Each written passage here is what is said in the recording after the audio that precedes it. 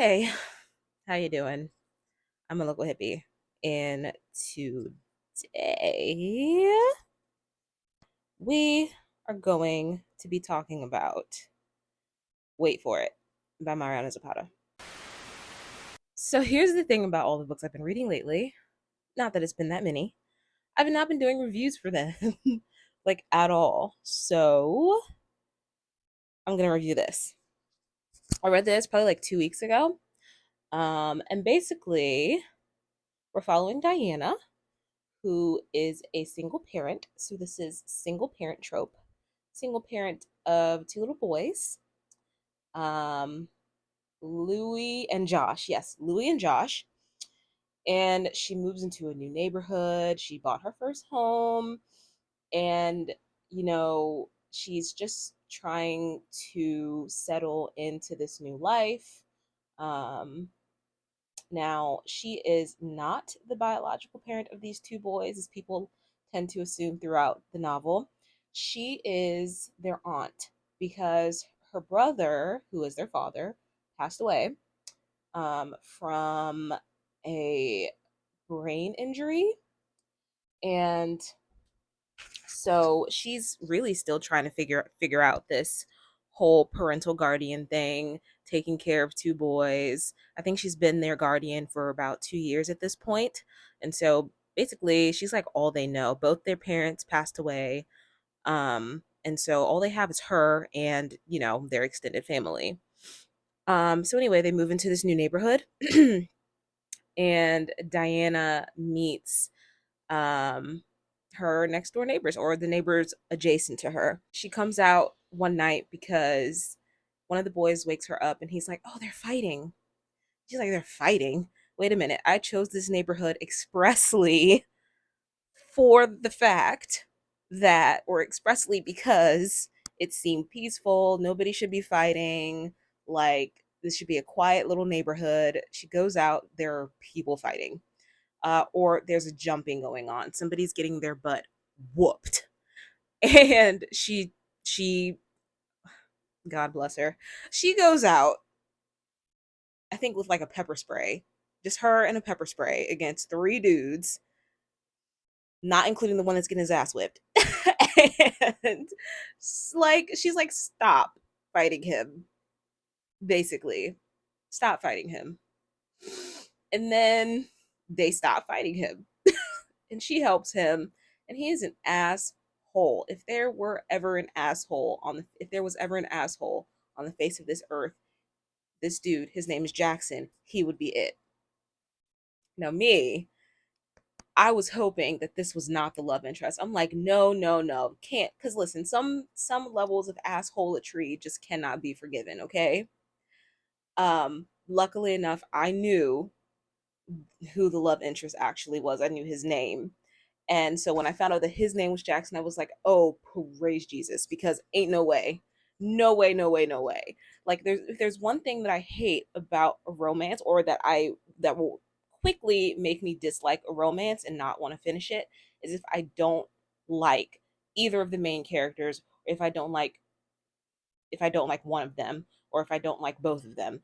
Yeah, that's the quickest way, because it's like, it's a romance. You're supposed to be rooting for these people. And if I don't like them, I'm not rooting for them. You know what I mean? And, you know, so she helps him. She gets him into the house. He's being a total douche, and she's like still trying to help him. Like, "Listen, dude, I helped you. Like, shut up. Let me help you. Let me call you an ambulance. Let me do this. Let me do that." He's like, "Nah." And she's like, "Okay, well, at least let me take you in the house." So she takes him in the house, and here comes the actual love interest. And of course, he's like naked. He's not stark naked like the day he was born naked, like Butterball naked. Like, no, he's he's just in a pair of boxers and nothing else. Enter Dallas MF Walker. Dallas Walker. Like, look, he's not my favorite Mariana Zapata MC, My favorite Mariana Zapata MC to this day is Ivan Lukov. Nobody's touching him. Nobody's touching him ever, to the point where I need an Ivan Lukov. Like in my soul, I need an Ivan Lukov. Okay, no one's touching him. Number two is Tobias Rhodes, and then number three would be Dallas Walker. It's I don't make the rules. It just is what it is. But anyway, we meet him, and you know he's not mean. He's not necessarily grumpy. He's more kind of like emotionally unavailable because he's going through a lot. He's going through a divorce. And so as they get to know each other, um, he meets her two boys, and Josh, the oldest, he's really good at baseball. He wants to scout him for the team. Long story short, Josh gets on the team. And so that's another way for Diana and Dallas to kind of have to be around each other. Not only are they neighbors, but her I don't know, her child, let's just call him her child. Her child is on the baseball team. And so they have this some ups and downs, and he's kind not I wouldn't say that he's moody, but he is, I don't know, he's emotionally unavailable. That's the best way that I can describe it. And you understand that because of what he's going through. And then when you find out eventually what he's been through, you kind of understand how someone could be a little bit hesitant to, I don't know, want to interact with someone that they're attracted to, the way Dallas is to Diana. And so, you know, once the romance comes, it hits. Of course it does. It hits, it hits, it hits. And it's great. And Dallas is just like, oh, he's like this big teddy bear.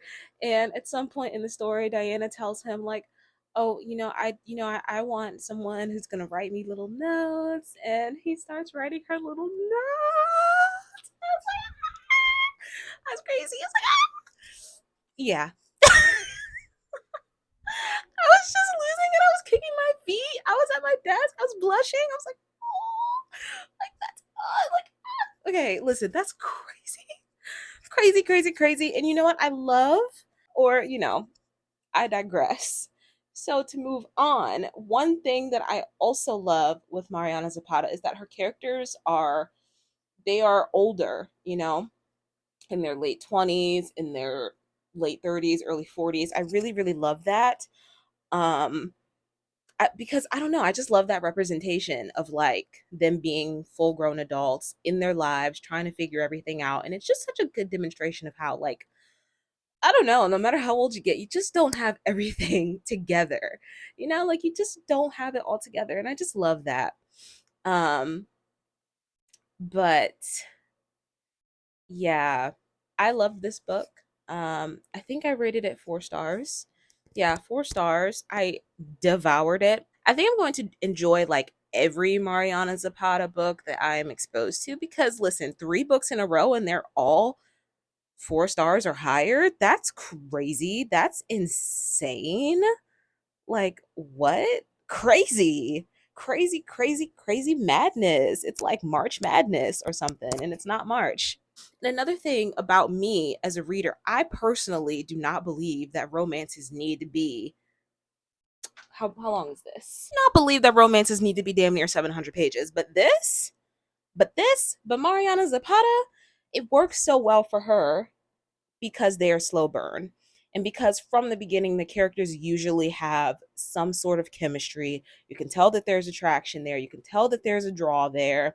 And she's like making you grovel for what you want. You came to this book for romance, and she makes you wait for it. Okay? No pun intended. But yeah, so I really, really enjoyed it. It was 4 stars. That's going to bring us to the end of the video. I hope you have a good day. I hope you have a good evening. And most importantly, I hope you read a good book. And I'll see you when I see you. Bye.